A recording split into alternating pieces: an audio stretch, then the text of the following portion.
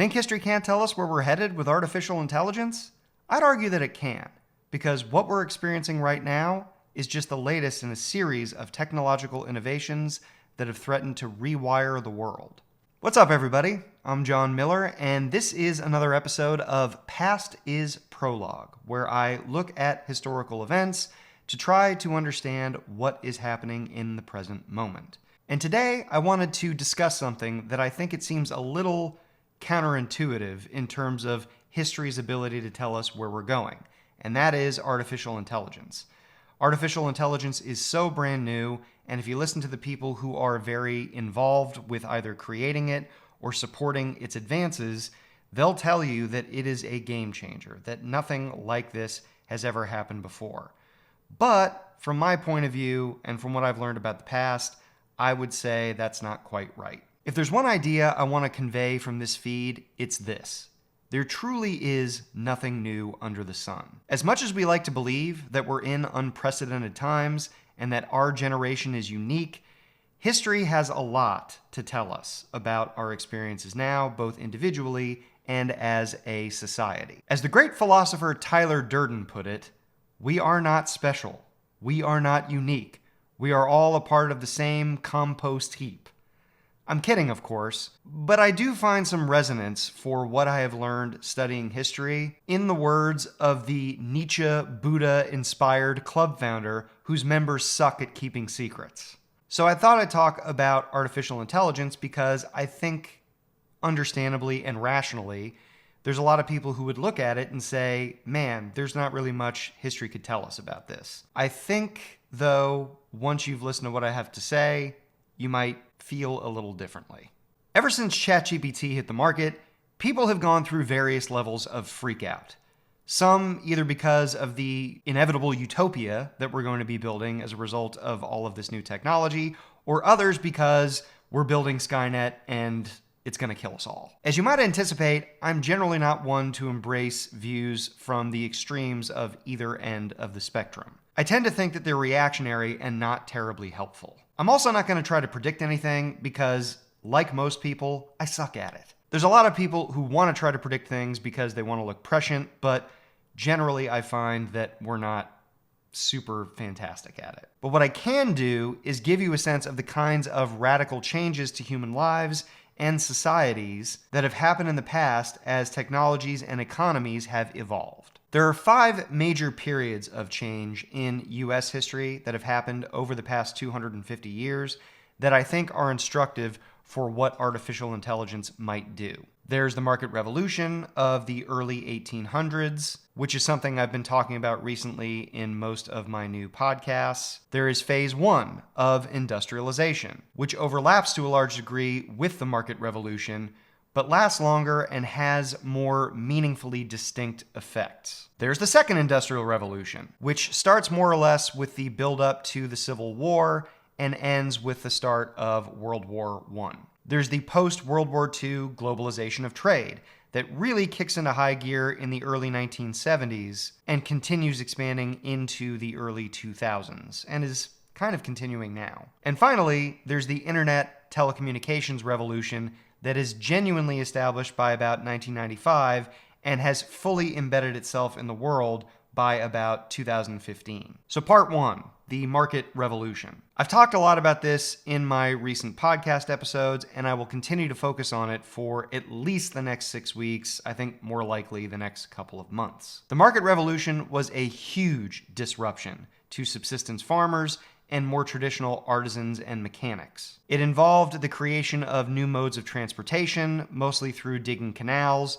which then could be used by steamboats, and eventually there was the development of railroads. There were also new modes of communication, most notably, of course, the telegraph that came into use in the 1840s for the first time. All of these things collapsed distances and turned local economies into national markets. The national markets became part of a much larger transnational Atlantic world and Pacific world eventually. The emergence of wage labor, of increased specialization in labor, and cash-based transactions constituted the beginnings of an impersonal capitalist economy that only sped up and went further in that direction as the 19th century progressed. This change began to destroy traditional subsistence farming in the United States and forced both farmers and artisans and mechanics to dramatically alter their ways of living and working. Many small-scale farmers had to either start producing for the market or leave farming altogether and work for wages in small towns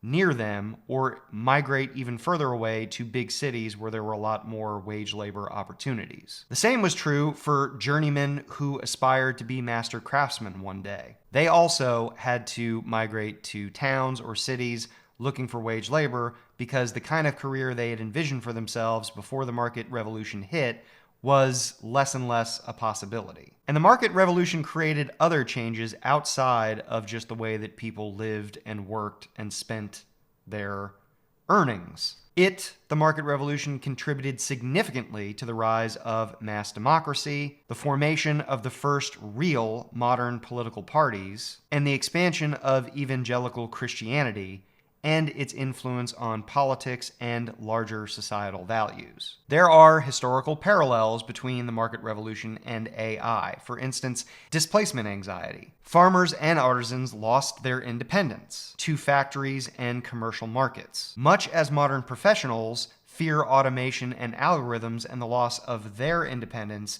to larger, faceless technology corporations. There were, of course, winners and losers, as there are in every big economic and technological shift. Entrepreneurs and merchants thrived in this market system. Many rural and traditional wage laborers or small shop owners struggled to adapt to the situation. Those who had capital to invest or took advantage of available capital often became wealthier, and wealth inequality was significantly worsened during this period. The lesson here, I think, is that innovation can drive efficiency and create some significant economic opportunity, but social adaptation to this innovation and technological change often lags, quite frequently by as much as a generation. Poor people with limited options and deep attachments to their traditional ways of living and working struggled to adapt to this new market system, and their resulting anger, frustration,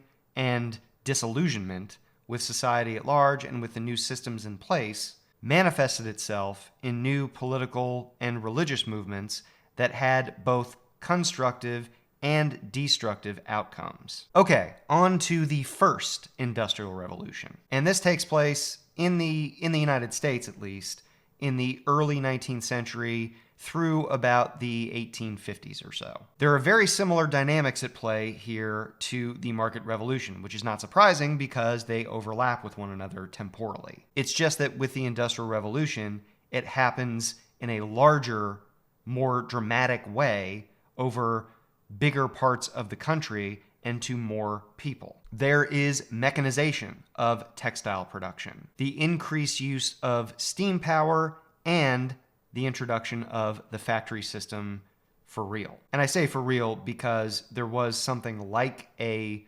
proto-factory system in the early days of the market revolution, in the early 1800s, 18-teens, 1820s, but it was nothing like what would be seen in the 1840s, 50s, 60s, and beyond. Factory production and wage labor become more common, and subsistence farmers really start to dwindle during the 1850s, 60s, 70s, 80s, and beyond. These subsistence farmers are often forced to participate in the market on some level, even if they really don't want to. Cities grow larger, and the many more wage laborers in these cities struggle with the new industrial environment. There are a lot of dangers and drudgery involved in both factory work and mining work, which is what a lot of wage laborers end up doing. In order to combat these conditions, you see a nascent labor movement emerge, although certainly in the mid-19th century, it doesn't make a lot of progress. And there's also a big wave of immigration, which had started in the 1840s,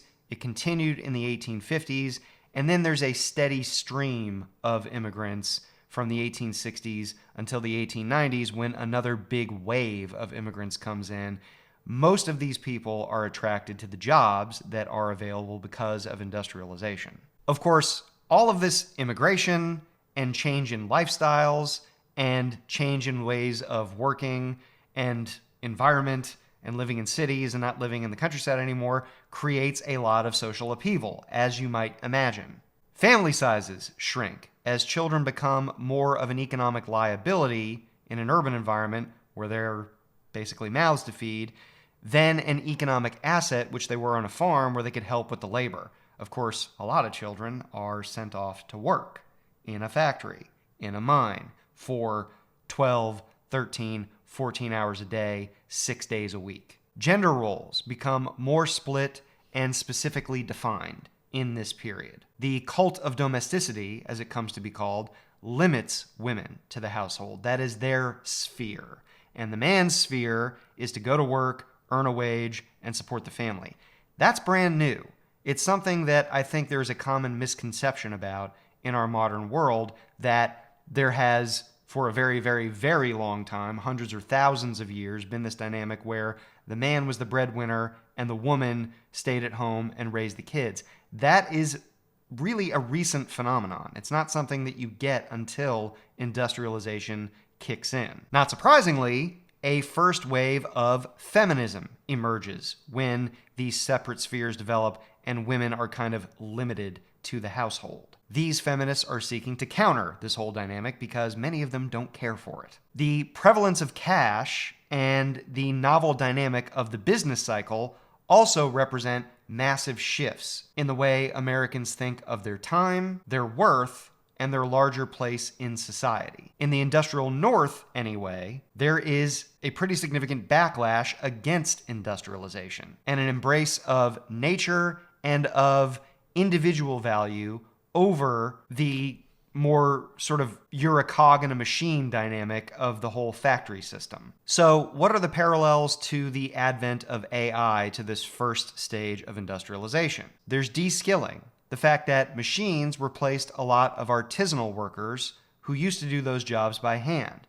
This is, I think, pretty similar to the way that AI might replace a lot of knowledge-based workers in the near future. There is a significant concentration of capital that goes on in the first phase of industrialization. Economic power shifted away from a diffuse set of farmers, merchants, artisans, and mechanics toward factory owners, very wealthy financiers, and large plantation owners in the cotton-growing South. This whole dynamic echoes the way that AI power is concentrated among a small number of tech giants: OpenAI, Anthropic, Microsoft, Google, Nvidia, Amazon, and Meta. The lesson here is that major technological change often widens inequality before reforms like labor unions and laws protecting laborers in a variety of environments catch up to the new technological dynamics. In the short term, the wealthy and well-connected benefit a great deal more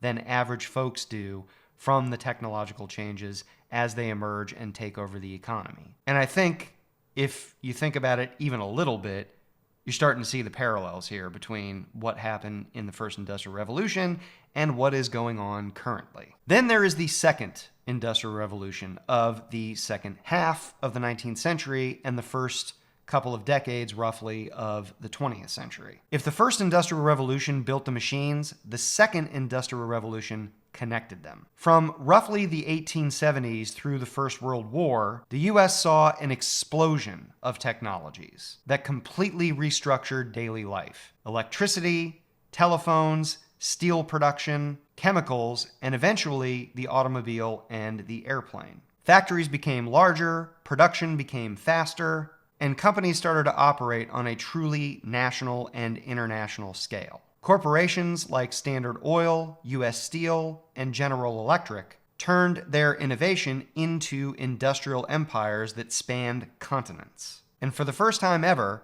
the people running those empires weren't the inventors or the mechanics or the craftsmen. They were the managers and stockholders. Work itself became impersonal and regimented. Frederick Taylor's scientific management, which I think you could think of as the early forerunner to data-driven optimization, sought to squeeze every last bit of efficiency out of all of the workers. It measured their every motion and timed their every task. It was, in some ways, scientific management, I mean, the beginning of the algorithmic mindset.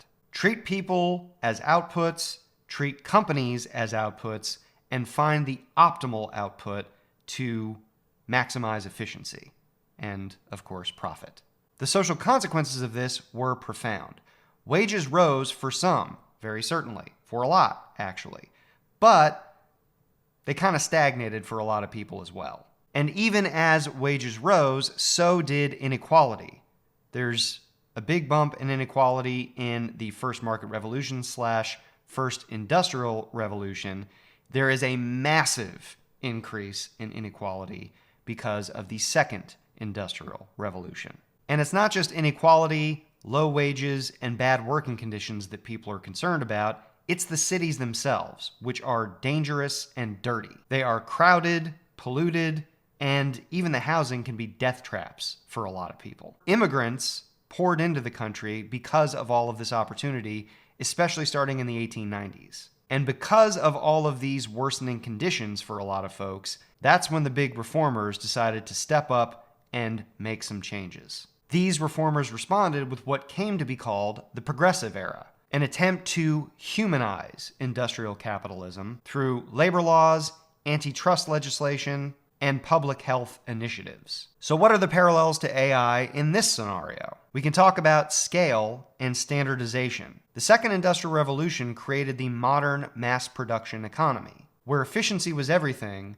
and human individuality mattered a lot less than industrial throughput. Artificial intelligence will arguably create the same kind of dynamic, just on a combination of like steroids and meth. AI automates not just physical tasks, but creative and intellectual ones as well. New classes and new politics might create a kind of algorithmic governance, if you will. The rise of the professional manager in the second industrial revolution parallels the rise of machine learning engineers in the artificial intelligence revolution. They're both people who don't make the product. That is, the professional manager class of the second industrial revolution and the artificial intelligence machine learning engineers of this revolution. But they do control the systems that make everything else. And it wouldn't be hard, if you've been paying attention to what's going on with AI, to note that a lot of folks are, I think justifiably, worried about more economic concentration than already exists at the current moment. That was what happened in the second industrial revolution. Back then, it was Rockefeller, Carnegie, JP Morgan, etc. Now, it's Google, Microsoft, Nvidia, Amazon, and so forth. In both cases, a few firms gained dominant control over the vital infrastructure of the technology that dominated the new period, or in the case of AI, that will dominate the new period. And the lesson here, I think, is that each technological innovation creates a new dominant elite. Those who understand, fund, and control the system that everyone else depends on. And each time, society has to invent new ways to keep that power in check. The progressive era's response to industrial capitalism, labor laws, anti-monopoly legislation, regulations, and consumer protection didn't appear out of foresight.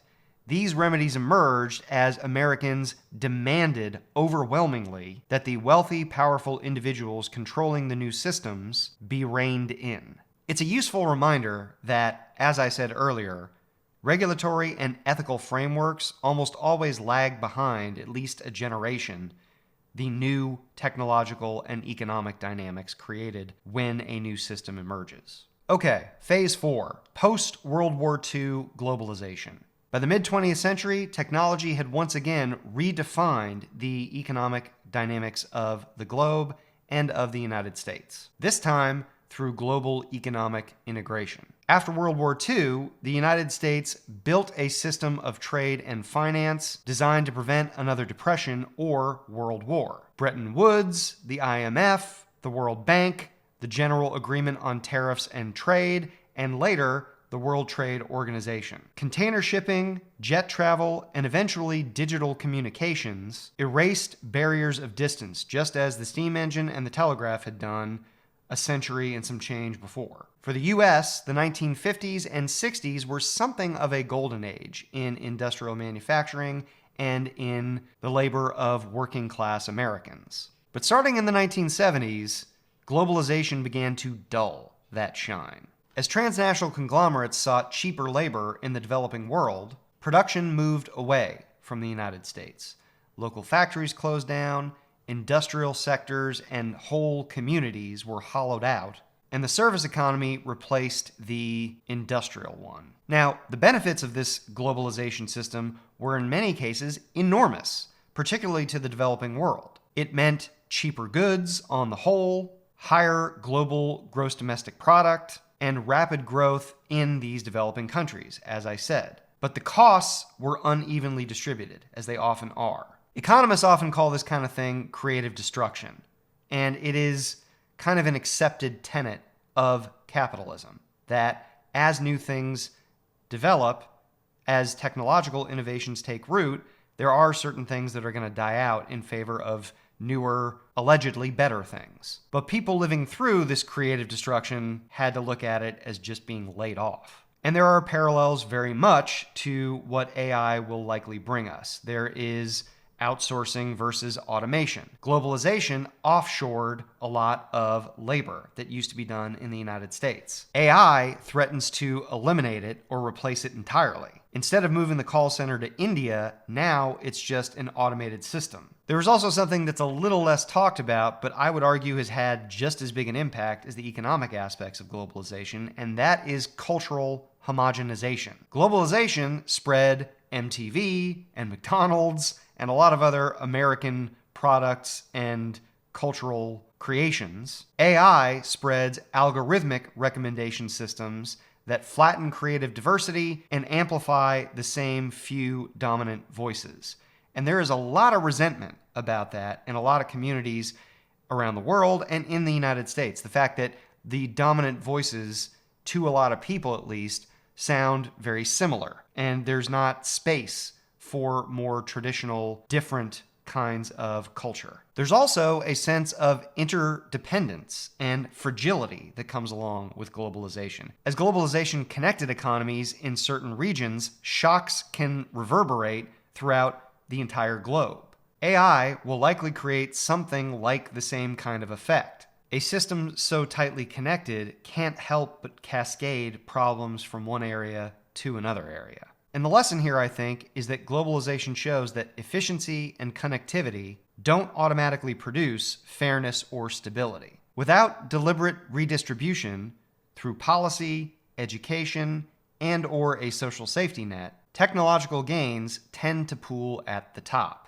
The hollowing out of the American middle class wasn't a failure of trade or globalization itself. It was a failure of adaptation to changes in markets and labor systems and how they affected those least well-positioned to adapt themselves. And that's the key parallel that we're seeing with artificial intelligence, I think. We're about to experience a transformation in who does work and how it gets done, and in who controls the means of production. But this time, the means aren't machines or factories, they're models. If we treat AI as just another productivity tool, we risk repeating the same story of efficiency gains and social and economic erosion that globalization left behind for many communities. Last but not least, there is the digital and internet revolution of roughly 1995 to 2015. In the same way that globalization connected the world's factories, the internet connected everybody's minds. Starting in about the mid-1990s, personal computers and the web transformed not just how we lived and worked, but how we thought. The spread of broadband, mobile phones, and later social media and smartphones created a single planet-wide information network. Communication became spontaneous, and information, once scarce, became overwhelming. For about 20 years, we lived through a period of genuine techno-optimism. The internet was supposed to democratize everything: education, commerce, creativity, even politics. Everyone could be a publisher, a broadcaster, a participant. And in a sense, it did deliver on that promise. A kid in the middle of nowhere, Kansas, could debate a professor at Oxford or upload a video that reached millions or tens of millions or even a billion people. But by the early 2010s, cracks appeared. The same platforms that promised empowerment were consolidating power faster than any industrial conglomerate ever had. Google, Facebook, and Amazon didn't just connect users, they mediated everything people saw and did. The business model of free access to these systems turned out to be surveillance and really potent and intimate manipulation. We paid for this access with our attention and our data. Ultimately, we were and are the product. Meanwhile, the pace and flow of information outstripped our ability to process it. Misinformation, outrage, and algorithmic echo chambers have become the defining features of the new information economy. Honestly, it feels like a joke even calling it an information economy. So what are the parallels between this and artificial intelligence? Democratization versus concentration is one of them. Like earlier revolutions, the internet revolution began with diffusion. Open access, open platforms, but eventually it got consolidated under corporate control. AI shows very much the same pattern. What started as open source experiments is rapidly being absorbed by major firms with massive computing budgets. And you had, of course, information abundance and cognitive overload. The internet flooded us with content. AI now promises to filter and summarize all that content for us rather than to let us absorb and think about it on our own. And then, of course, there's all the AI slop that has scattered its way across the internet and infected just about everything. And of course, having AI summarize and think for us effectively means that we're outsourcing not just our labor anymore, but our ability to think critically about things. So you're outsourcing your judgment to this algorithm effectively, rather than you or all of us collectively deciding what is true or relevant or meaningful. We're letting machine do it for us. And the potential for misinformation and distortion with artificial intelligence, I mean, if you thought it was bad with just social media, you ain't seen nothing yet with deep fakes, false audio, all kinds of crazy misinformation that's possible. There's also the myth of liberation. Just as the internet promised to keep us free from gatekeepers and instead gave us new ones, AI may democratize creativity to some extent, while at the same time entrenching dependence on proprietary systems. And I think the lesson between comparing the previous era to the AI era is the same as the lesson for the whole of the discussion that I've been going through. And that is this. Every technological revolution seems to begin with idealism and end with consolidation. The free market, the steam engine and telegraph, mass production by machines, and the internet all began as ways to empower individuals or small groups. But each one created new hierarchies of authority once profit-seeking usurped every other intention of the advances that had been made. The internet revolution's great irony is that in connecting all of us, it also ultimately made us more trackable, more marketable, more predictable. AI will very likely take that evolution further still, creating systems that don't just react to human behavior, but anticipate and shape it. The lesson overall here could be summarized in one word: humility. Technological revolutions rarely end up where their idealists or inventors imagine that they will. If history is a guide, the real question isn't whether AI will change everything. It's whether we'll recognize how much that change follows the patterns that we've seen in so many technological changes before. And also, whether we might do things differently and better this time around. And how can we do that? We can make things a hell of a lot less painful for the people who aren't in as good of a position to adapt to these changes as some of us might be. The best advice I can offer, based on what I've learned from history and what I've just gone through in this discussion, is this. Don't listen to the idealists, or those who are trying to corner the market on the next big technological or economic revolution. I think about the guys, and it's almost all guys, associated with the artificial intelligence revolution and the technology that it's built upon. Mark Zuckerberg, Peter Thiel, Mark Andreessen, Elon fucking Musk. What do they have in common? They're all a bunch of insecure, egomaniacal control freaks who think that they're way smarter than everyone else, despite the fact that they don't have one iota of human or emotional intelligence. The ambition and the ruthlessness of these men might well be their defining characteristics, and they do not give 2% of a flying rat's ass who they hurt or how irrevocably they contort the world, as long as they are the ones who get the credit for leading us in this direction and that they get to control things when the dust is settled. So my advice would be not to listen to what they have to say about where we are and where we should go and what we should do.